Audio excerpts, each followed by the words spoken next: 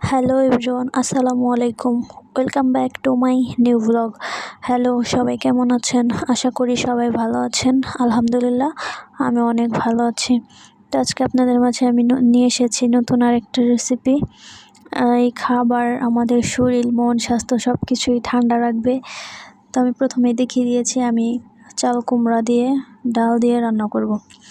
তো আমি প্রথমে একটা কড়াইতে সরিষার তেল দিয়েছি আর পেঁয়াজ মরিচ ভাজতে জন্য দিয়ে দিয়েছি। আর আমি এখানে কোনো ধরনের শুকনো মরিচের গুঁড়া ইউজ করব না, কারণ যেহেতু এটা ঠান্ডা খাবার তাই আমার মনে হয় যে এটাতে শুকনো মরিচের গুঁড়া না ইউজ করাই ভালো, কারণ শুকনো মরিচ খেলে অনেকের পেট জ্বালা করে আর ঝাল বেশি না দেওয়াই ভালো, সেজন্য আমি এখানে ইউজ করব না।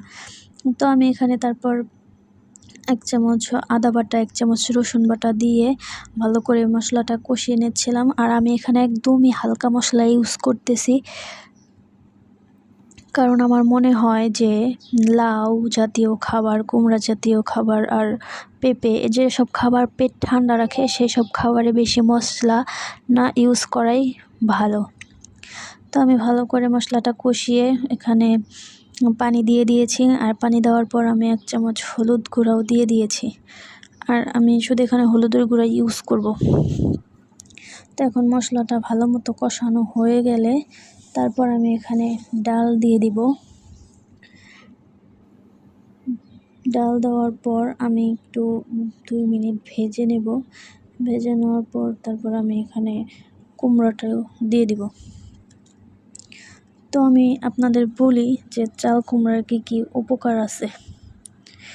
এই চাল কুমড়াতে আছে vitamin C, calcium, magnesium, phosphorus, iron, potassium, zinc থেকে শুরু করে একাধিক উপকারী ভিটামিন এবং খনিজও থাকে চাল কুমড়ায়। এছাড়া এতে থাকে উপকারী কিছু অ্যান্টিঅক্সিডেন্ট, বিভিন্ন রোগ থেকে রক্ষা পেতে সাহায্য করে। যারা আমার মনে হয় হজমের সমস্যায় ভুগছেন তারা এটা অবশ্যই খাবেন। এতে পর্যাপ্ত পরিমাণ পানি ও ফাইবার থাকে, যার কারণে পেটটা ঠান্ডা রাখে। আর এই খাবার আমার মনে হয় এটি সহজ সমাধান হতে পারে পেট ঠিক করার জন্য। গ্যাস, অ্যাসিডিটি, বিভিন্ন পেটের সমস্যায় ভুগলে অবশ্যই এই চাল কুমড়া খেতে পারেন। শুধু চাল কুমড়া না, লাউ, পেঁপে অবশ্যই খাবেন এসব ঠান্ডা জাতীয় খাবার, তাহলে ঠিক হয়ে যেতে পারে। তো দেখেন আমি ভালো করে কষিয়ে নিয়েছি। আর দেখেন আমার কুমড়ার কালার কিন্তু একদম নষ্ট হয়নি, সবুজই আছে। তো আমি কুমড়াটা কষানোর জন্য অল্প একটু পানি দিয়েছি। পানি দিয়ে ভালো করে কষিয়ে নেব। কষানো হয়ে গেলে আমি এখানে ঝোল দিয়ে দিব। তো আমি আমার বাচ্চাকেও এখান থেকে উঠিয়ে ধুয়ে খাওয়াই, কারণ ও তো ছোটো, ঝাল খেতে পারে না, তাই জন্য আমি ওকে ধুয়ে খাওয়াই। আপনারা ছোটো বাচ্চাদেরকেও এভাবে রান্না করে দিতে পারেন। আর হ্যাঁ, ছোটো বাচ্চাদের খাবারের জন্য অবশ্যই মুগ ডালটা ইউজ করলে ভালো, কারণ মসুরির ডালেও অনেক গ্যাস হয়।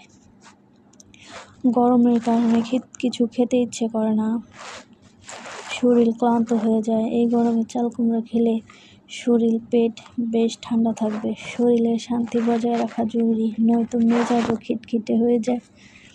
তো এখন আমি তারপর এখানে অলরেডি ঝোল দিয়ে দিয়েছি। ঝোলটা যখন শুকিয়ে একটু বলক চলে আসবে, তখন আমি এখানে ধনিয়া পাতা অ্যাড করে দিব। তো দেখতেই পাচ্ছেন আমার আজকের ব্লগটা। আপনাদের যদি ভালো লেগে থাকে অবশ্যই লাইক, কমেন্ট, শেয়ার করবেন। আর অবশ্যই চ্যানেলটাকে সাবস্ক্রাইব করে দিবেন। তো দেখেন একদম আমার কুমড়ার কালারটা কিন্তু একদমই নষ্ট হয়নি, একদম সুন্দর আর একদম হলুদ হয়েছে। আর যারা শুকনো মরিচের গুঁড়া দিতে চান, কালারটা হলুদ পছন্দ করে না, তারা শুকনো মরিচের গুঁড়া দিতে পারেন। তো তারপর আমি লবণ চেক করে দেখছিলাম যে লবণ হয়েছে কিনা, কিন্তু লবণ হয়নি। তো আমি তারপর একটু লবণ অ্যাড করে দিলাম। তো দেখেন আমি আপনাদের দেখাই দিই যে কালার নষ্ট হয়নি, তবু সিদ্ধ হয়েছে, একদম নরম হয়ে গেছে। তো আজকে আমার ব্লগটা এই পর্যন্তই। সবাই ভালো থাকবেন, সুস্থ থাকবেন। আল্লাহ হাফেজ, আসসালামু আলাইকুম।